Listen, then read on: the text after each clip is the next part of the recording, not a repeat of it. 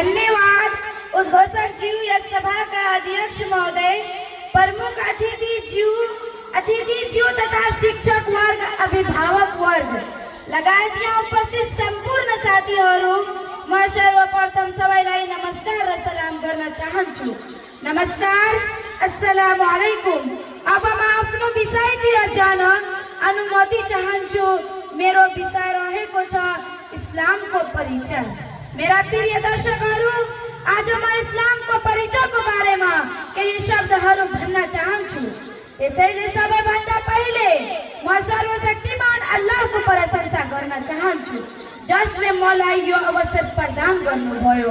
मेरा प्रिय दर्शकहरू, इस्लाम एक अरबी शब्द हो जसको मूल्य अर्थ सर्वशक्तिमान अल्लाहको इच्छामा शान्ति र समर्पण हो।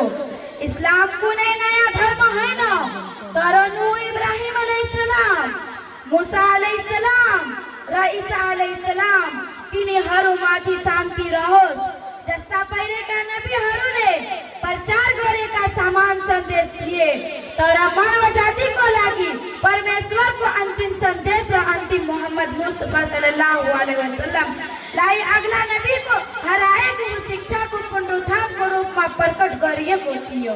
मेरा प्रिय दर्शकहरू, यति भन्न प्रयास छ कि इस्लामको मार्ग सबै पैगम्बरको मार्ग हो, किनकि सबै पैगम्बरहरूले यो शिक्षा दिएका थिए कि अल्लाह बाहेक कोही पूजा योग्य छैन।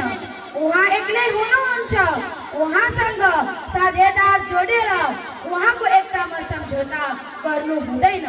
सर्वशक्तिमान अल्लाहलाई आफ्नो इच्छालाई व्यक्तिलाई मुस्लिम भनिन्छ। म आफ्नो दुई शब्द यही अन्त गर्न चाहन्छु। हस्, धन्यवाद, वस्सलाम। धेरै नै राम्रो प्रस्तुति राख्नु भएको